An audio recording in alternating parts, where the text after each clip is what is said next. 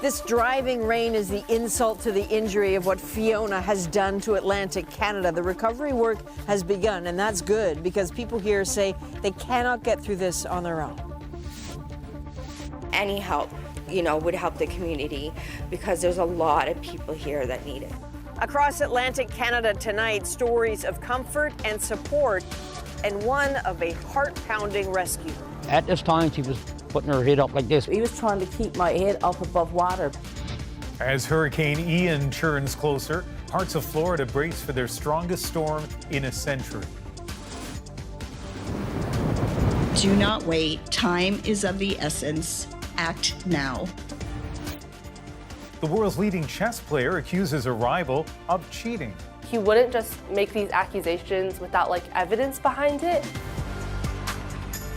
This is The National with Ian Hanomansing and Chief Correspondent Adrienne.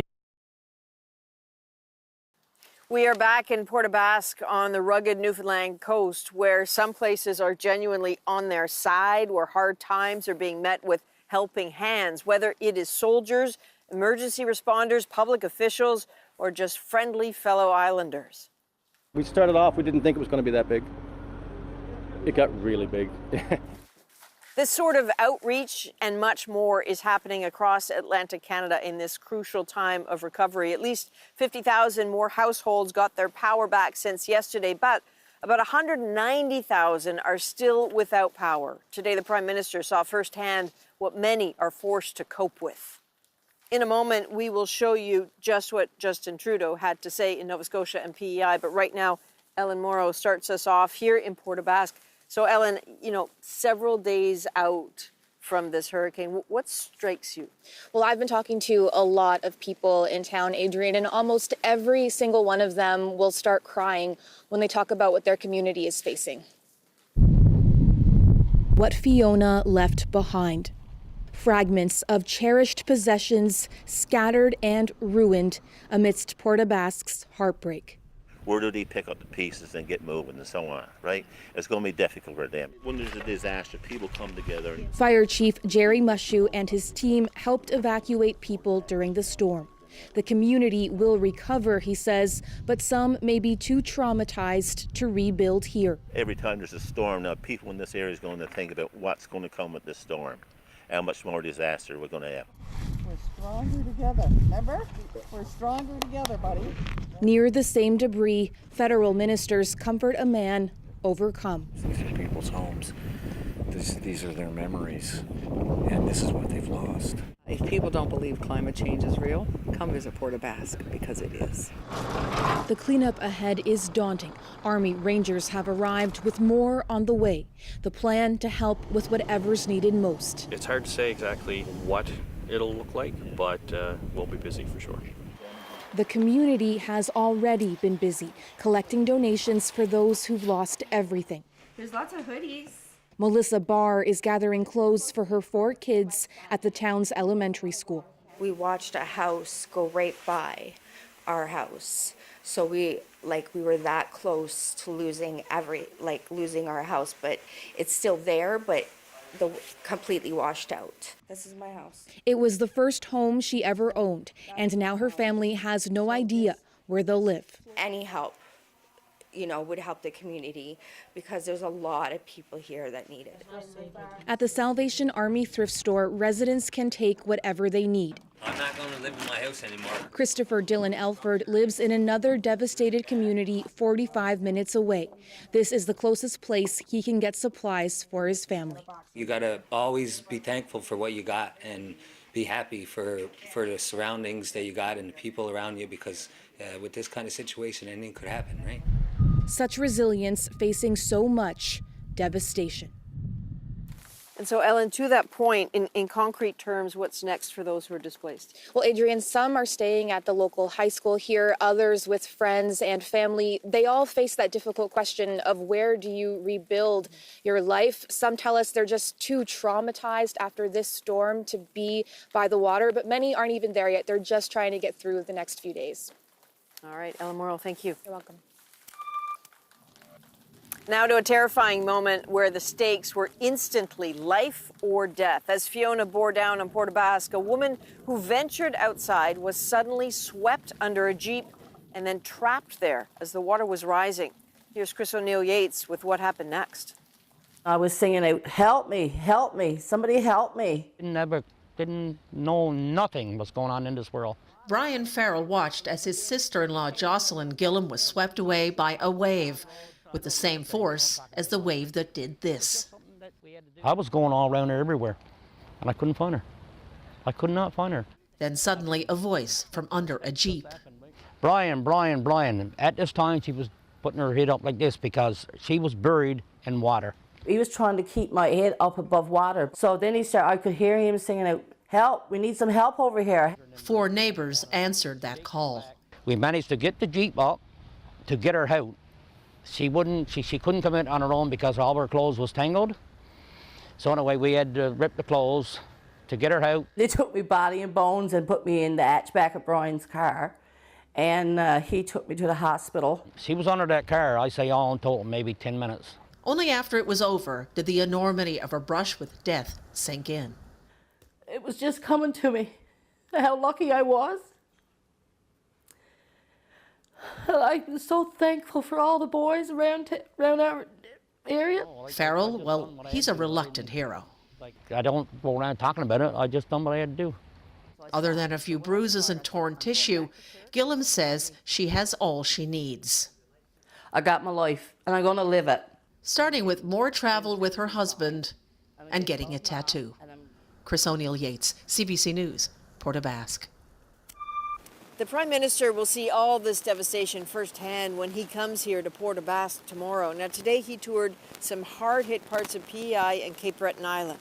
Kayla Hounsell shows us what residents there are looking for from him. The only thing right now that is keeping my barn from falling down Renwick Brook is this huge tree. Like so many in Glace Bay, Nova Scotia, Nancy Budden is dealing with a mess. We try to prepare as much as we could, but holy shit, I didn't think this would ever happen. This is unbelievable. She was cautiously optimistic to hear the Prime Minister was coming to town, but says his promises must result in action. I hope that there's a way maybe that they can talk to insurance companies. So all kinds of people going to have to go through the insurance companies, and most times the insurance don't want to cover it because it's a natural disaster. The roof that landed on our house came from 9th Street. It went over power lines. Okay. And another so it wasn't house. even the roof next door. It lifted. Yeah, this roof is over here. Trudeau says relief money will come directly from the province. We will be there to support. They shouldn't be holding back on flowing the necessary funds to help people through both this time of urgency, but also the months and possibly years in some cases.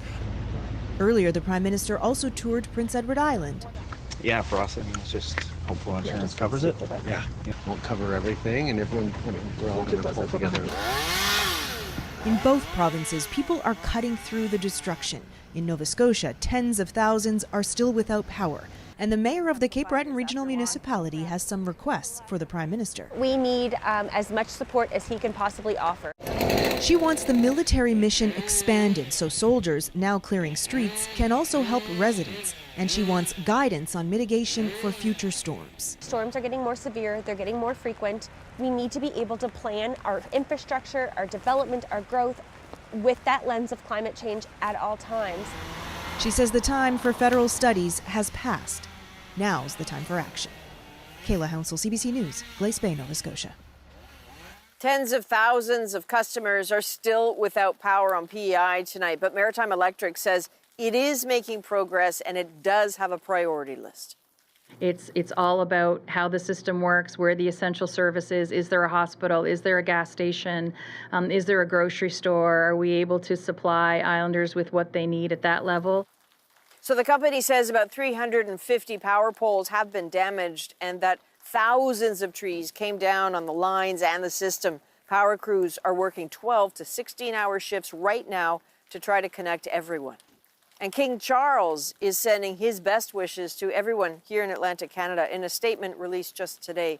It reads in part, "My wife and I were most concerned to hear of the appalling devastation caused by Storm Fiona. We have fond memories of our recent visit to your beautiful region and know that your resilience and sense of community will help you through these unbelievably difficult times." And difficult also, really, Ian, seems like a total understatement. We visited the tiny community of Burnt Islands today. Parts of it are gone, and that's not just a reference to structures, but livelihoods. And so we'll take you to the community where people are really looking after each other a little later. All right, Adrienne, we look forward to that. And we're also tracking another hurricane, this one about to hit Florida. Hurricane Ian tracking towards Florida's west coast, and as it moves, it's picking up more strength. That has people there scrambling to get ready or get out as those the storm has left behind take stock of the damage. The farming communities of western Cuba were hardest hit. In the tobacco fields, wind gusts topping 200 kilometers an hour ripped apart buildings. The streets of nearby cities are now littered with debris. It will take days to restore power and days more to start to get the full scope of the damage. Hurricane Ian is only getting stronger. Satellites capture flickers of lightning as it moves on from Cuba and barrels down toward Florida. In some areas, there will be catastrophic flooding and life-threatening storm surge. The outer bands of the storm have already arrived in the southern part of the state. Ian is expected to make landfall Wednesday night somewhere between Fort Myers and Tampa Bay, bringing with it up to 4 meters of storm surge. This is going to be much more of a water event than it is a wind event. And we hide from the wind and run from the water. Routes out of Ian's path are getting busier as 2.5 million people are under evacuation orders. You're in a mandatory evacuation. In vulnerable communities, police are going door to door making sure people leave. Do not wait. Time is of the essence. Act now. Homes and businesses near the Gulf Coast are being boarded up, and in Tampa, sandbagging stations have been busy as early predictions suggested the worst of Ian could hit here. This is not something we have seen in the Tampa Bay area in 100 years. Cleanup preparations are already underway. Members of the National Guard have been called in, and utility workers have been pre-positioned to jump into action, though they may be waiting a while. We're going to see Ian slow to a crawl once it makes landfall in Florida, moving only 4 or 5 miles per hour. We could see some areas get 20 to 25 inches of rainfall. President Biden has reached out to mayors in Ian's path, promising full support in their cleanup efforts. Katie Simpson, CBC News, Washington. The U.S. has announced more aid for flood-ravaged Pakistan. Canada boosted its contribution earlier this month. But the scale of the need is hard to grasp. 33 million people have been affected. More than 1,600 have died since the summer. Crop destruction is vast. Hunger is looming. And the land has been transformed. Take the area around Sehwan. This is what it looked like back in July before the floods hit, and this is what it looks like now. Much of the city has been swallowed up. But there's only so much you can understand looking from above. Margaret Evans and a CBC News team are in Pakistan. They went to Sehwan and captured the reality on the ground. The ill-defined horizon of a drowned world, still struggling to surface. On its edges, in the city of Sehwan, there is what passes for safety. You can at least still see and feel the ground beneath your feet. But the rhythms of daily life are already much altered. This road is now a harbor and a lifeline. For those still living on rooftops or patches of high ground, popping up like desert islands. Mohammed Qasim, his brother, sons, and nephews are living on top of the collapsed mud houses they once called home. They won't abandon what they've managed to save. Where could we take all of our stuff, asks Qasim. Thieves would come and steal everything if we left it. The women have been sent to dry ground, and the men are fending for themselves. Their drinking water, they say, comes from the water surrounding their perch. Nobody is helping us, he says. Nobody. This area sits adjacent to one of Pakistan's largest lakes. When heavy rains threaten to burst its banks, local official Ali Asghar says they cut into the levee in the hopes of directing the water. District administration have given them warning 3 days before, or otherwise if you are here, it is up to you. The city was more or less spared, but not the farmland around it. Butara, which looks like an island behind me, is one of the only villages that we've come across still above the waterline. What that means is it's like a beacon for all those villages that are actually underwater, and lots of people have come here seeking refuge.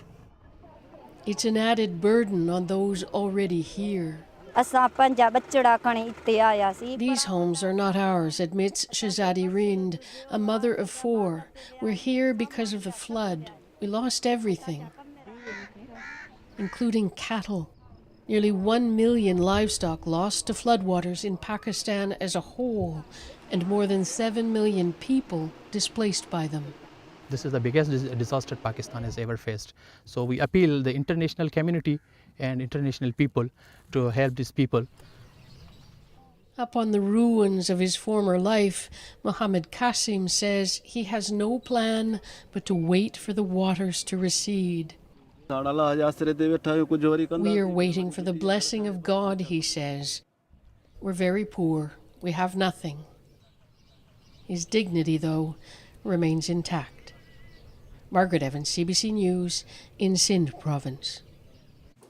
The head of the European Union says that the Nord Stream pipelines running from Russia to Germany have been sabotaged. 3 suspicious leaks have hit the pipelines since yesterday. Natural gas has been spewing into the Baltic Sea. The EU is calling for an investigation.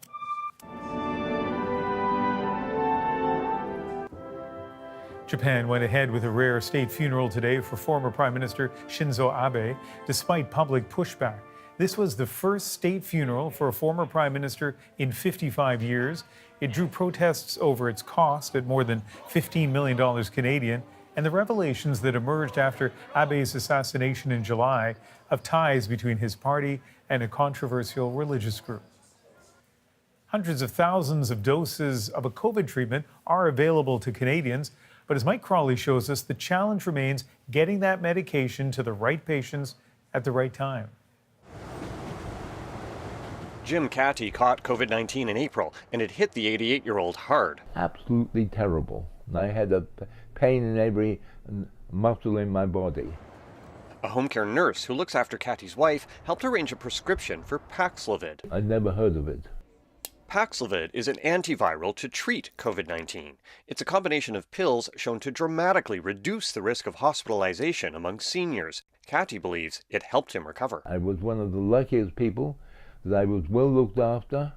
I had my medicine immediately, and I got well fairly fast.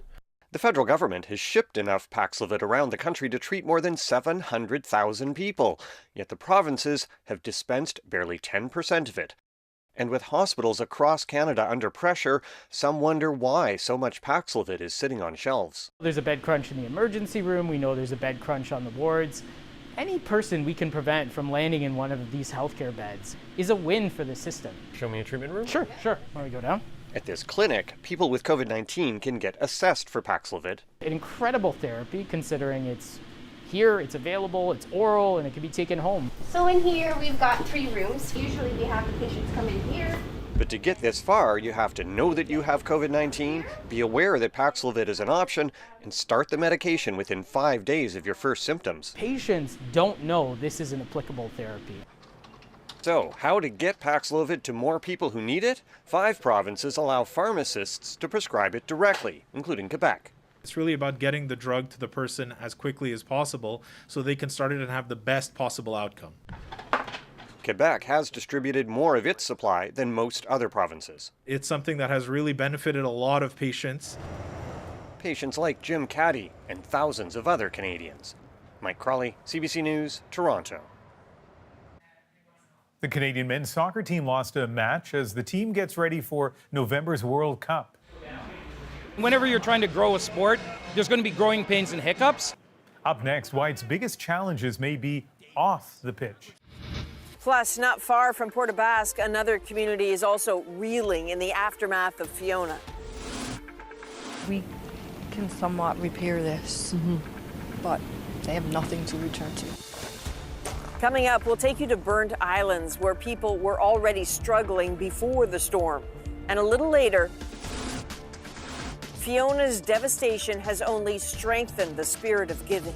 We have propane so we can cook, but we don't have lights. Helping Hands in the Dark, a Cape Breton restaurant, cooks for their community. We're back in 2.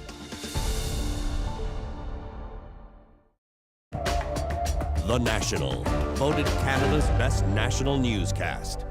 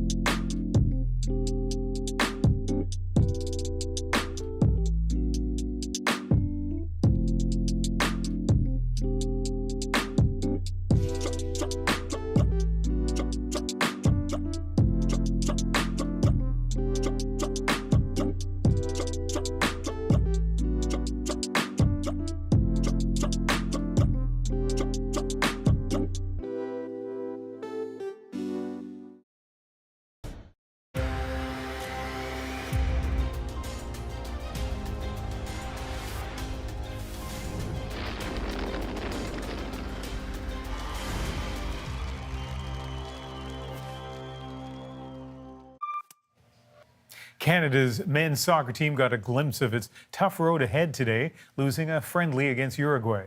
It was one of their most difficult tests yet ahead of their first World Cup in 36 years. The biggest tournament in men's soccer is less than 2 months away. Thomas Dagla shows us the bumpy road for a team with big ambitions.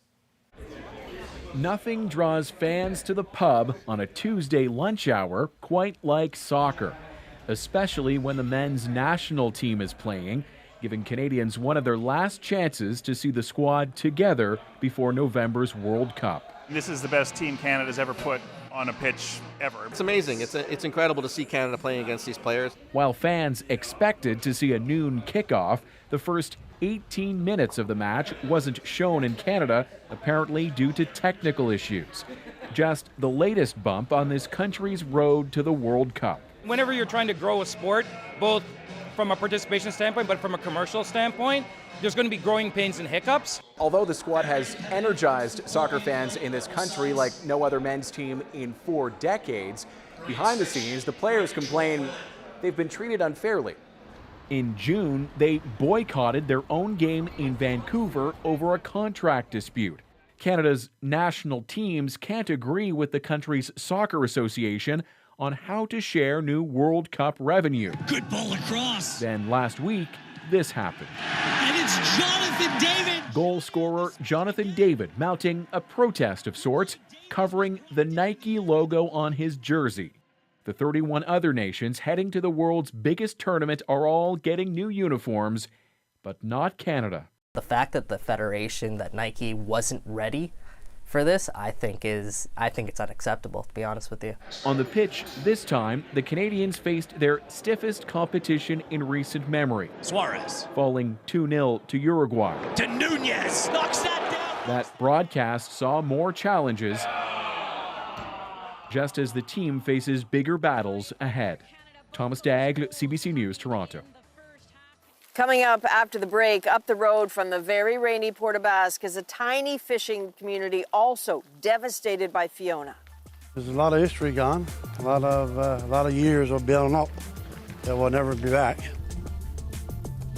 Up next, the struggle to move forward. Plus, even in these early days of the recovery, there are questions about how to build a more resilient future.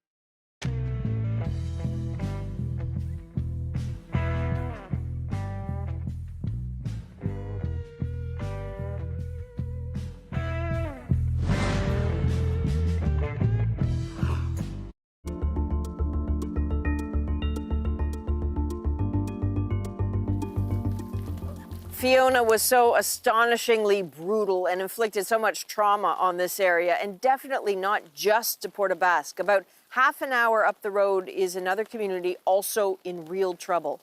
Burnt Islands is smaller, not even 700 people. It was already having a tough go economically, and then came the wrecking ball of Fiona. And as we found out today, the damage it caused runs deep. Alongside the frayed threads of Burnt Island's roads, Fiona's real rage almost sneaks up on you. All the homes and livelihoods snatched into the sea. The power of that wind and water is just disorienting. All those suspended lives. Hey, how are ya? And neighbors all pitching in to somehow set it right. This is your home? No, this is Wanda's home. Wanda's home? Yep. Hey, you're Wanda? Yes, it is Wanda. Wanda Taylor, tackling the asphalt Fiona threw at her house. As you can see, I didn't lose my house, but I did lose a home. What I felt was our safe haven. This is one of Fiona's complications. Wanda and her kids escaped the water, have been able to come back and sleep here, but everything is different now.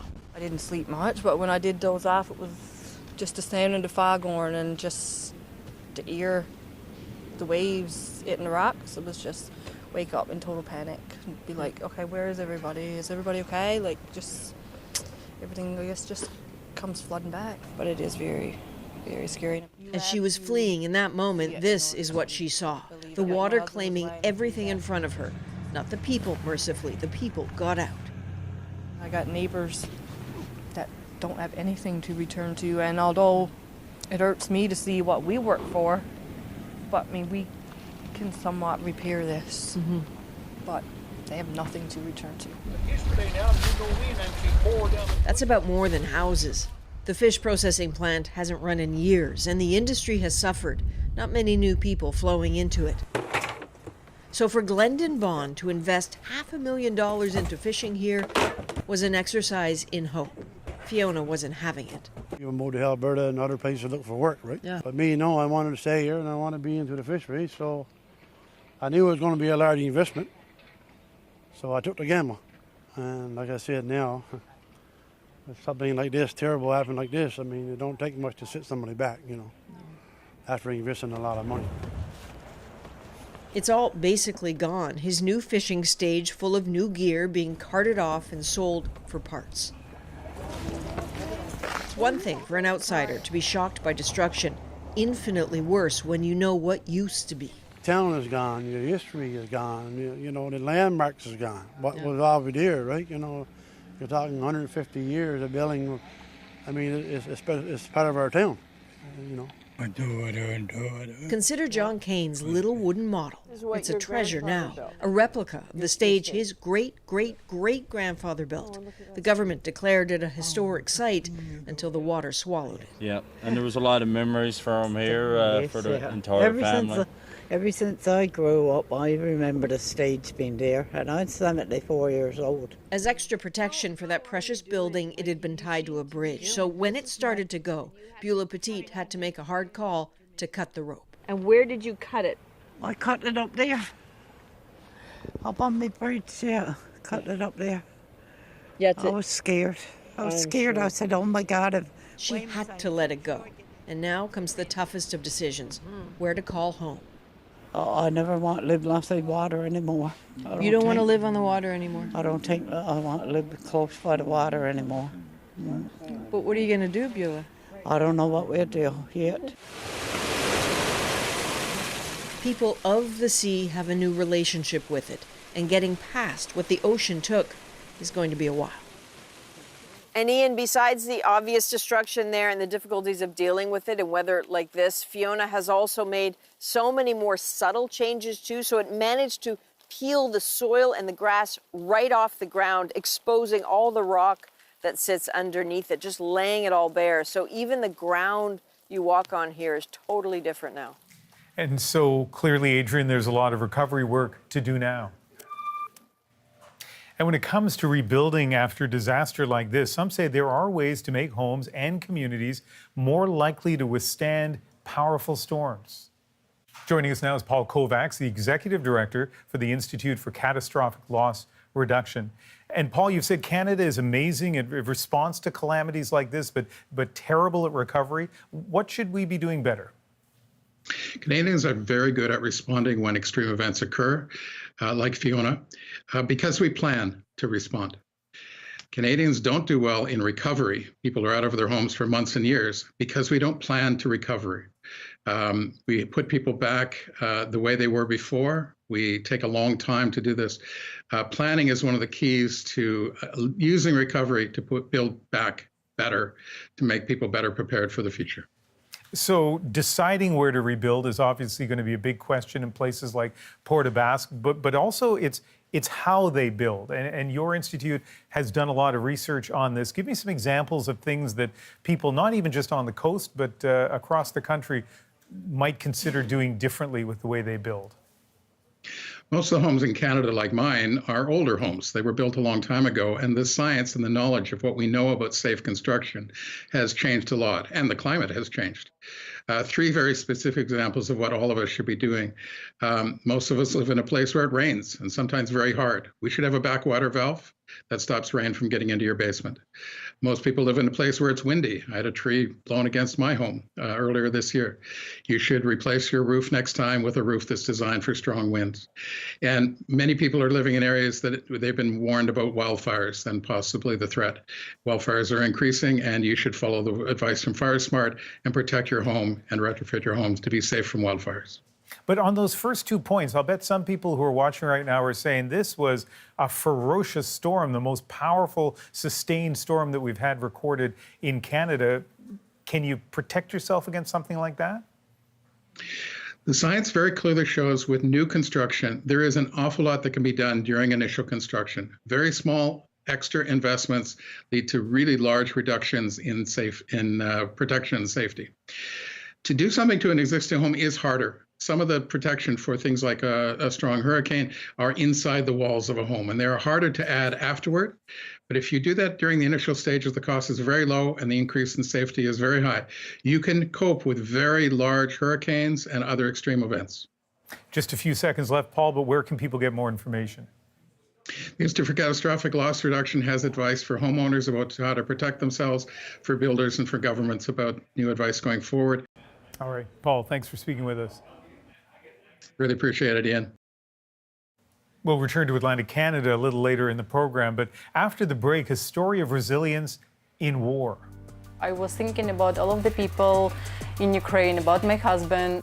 One woman's journey back after fleeing the conflict.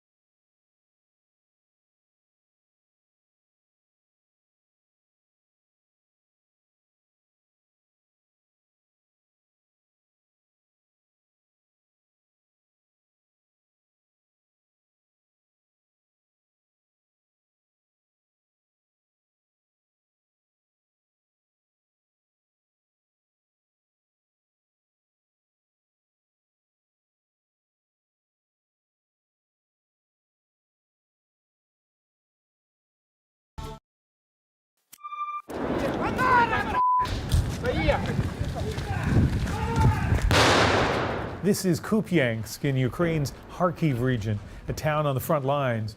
Ukrainian forces control at least half the city, but Russian artillery is still in range. Run away, run away!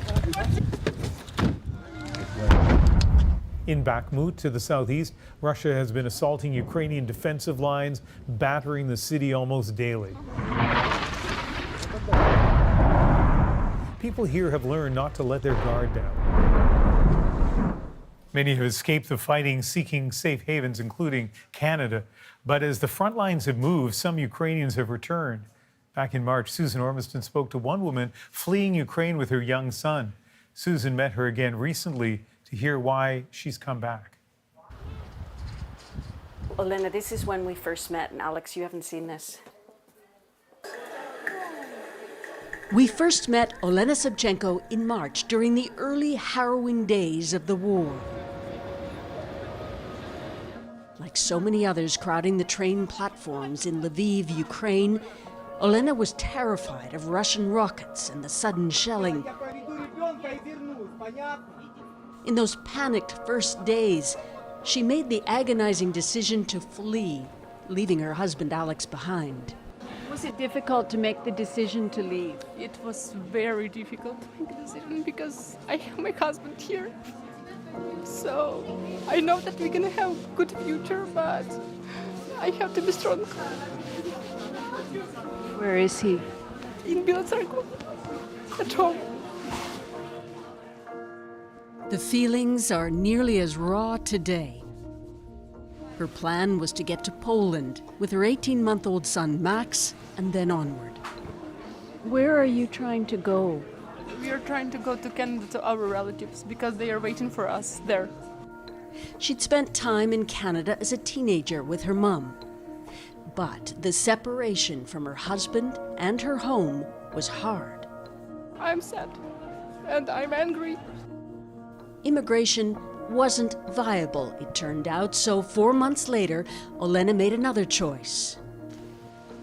To go back to their home in Ukraine, to their life still at war. This is where you lived before as well? Yeah, that's our place. It was a risk, but even harder was staying away. It was hard without husband, so I was thinking about all of the people in Ukraine, about my husband. I really had some feelings of guiltiness, so like I felt guiltiness for being there and for being safe. You felt guilty? Yeah. Why? I don't know. It's some kind of psychological, I guess, concern or issue. I really felt guilty for all of my people, which, staying here and which are suffering of all of this, actually, consequence. Life outside Ukraine with a baby in a refugee center took its toll. Just living day to day. There wasn't no possibilities to stay in good conditions in Poland, actually. I couldn't pay for apartment, the price was a little high, and kindergarten wasn't free. So I was thinking about coming home, and to be honest, we were coming back in fear, I guess. So that wasn't like, okay, I go home and I feel okay. No, I felt really scary during our trip in the train. And why were you afraid on that train ride? I was afraid for any explosions, anything that Russia can do. Mm-hmm. How did you get over that fear? Maybe praying.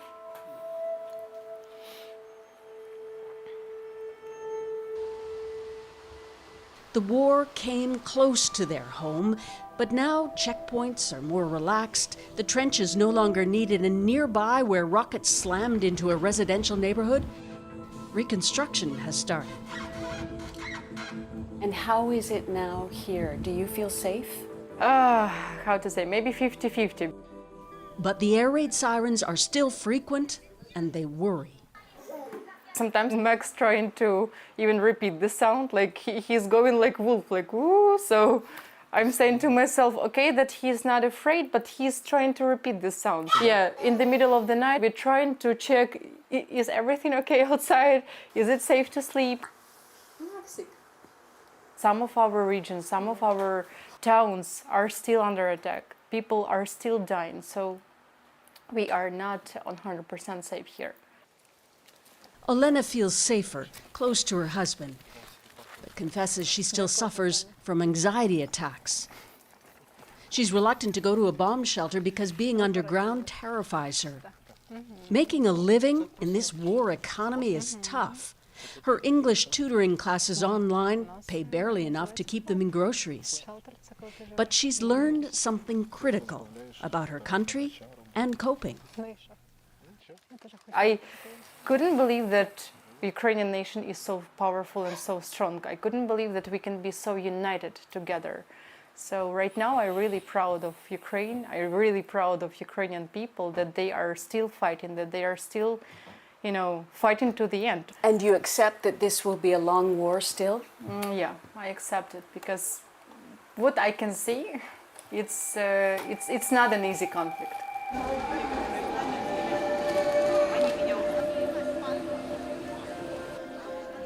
Last March, Olena was sure she had to escape with Max. In a volunteer's arms, they boarded the train heading to an uncertain future. Just like crowds of Ukrainian women and children.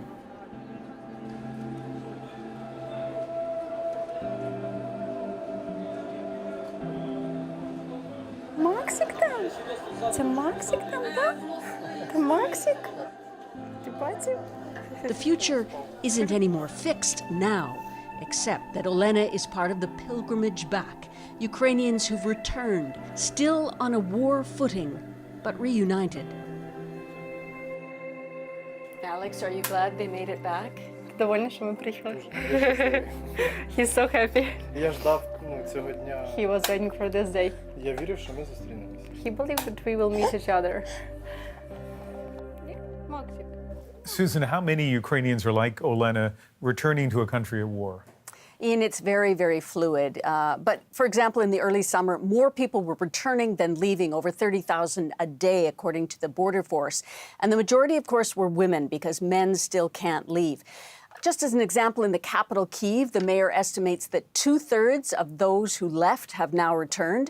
And we hear a lot of people talking about we're getting used to the war. And that normalization is fraught because the economy is still struggling and there's still chronic fear. I mean, we spoke to Ukrainians near Mykolaiv in the south and Kharkiv in the east who were just now leaving, terrified after a fresh barrage of rockets, most heading to central and western Ukraine, perceived as being safer. But with winter coming and warnings of fuel shortages, we've all heard them, some mayors are saying, please leave rather than suffer through a cold, dark winter. And there are still many millions of Ukrainians displaced. Thanks, Susan. Okay. A controversy is unfolding in the world of chess with allegations of cheating at the highest levels. I think it's going to be really difficult to prove that he cheats. Why the world's reigning champion walked away from the board. Plus, a family-run restaurant is serving free meals to those in the community affected by Fiona. That's in our moment.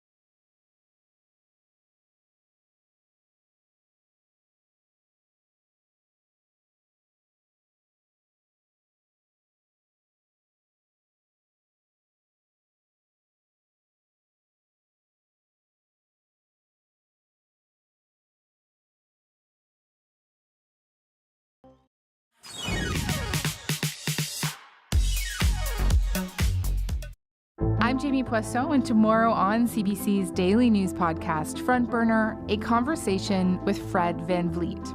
We hear about the point guard's journey from undrafted underdog to NBA champion, all-star, and leader of the Toronto Raptors. Subscribe wherever you get your podcasts. The world of chess is in turmoil tonight after its top player came out and openly accused an opponent of cheating. Leanne Young has the story behind the allegations and how the chess community is reacting. An opponent left hanging and chess fans in shock. I'm sitting here in a bit of a kind of a stunned silence. I don't really know how to react to this. Five-time world champion Magnus Carlsen's stunning move, failing to show up for a match and withdrawing from a $480,000 tournament. And there we have it. Handshake. It came after he lost a game to American teenager Hans Niemann. His explanation was cryptic, tweeting this meme. I prefer really not to speak. If I speak, I am in big trouble. And what? Then more drama 2 weeks later, playing Niemann again, this time online. Carlsen forfeited after just one single move. But on Tuesday, the Norwegian's actions became clearer.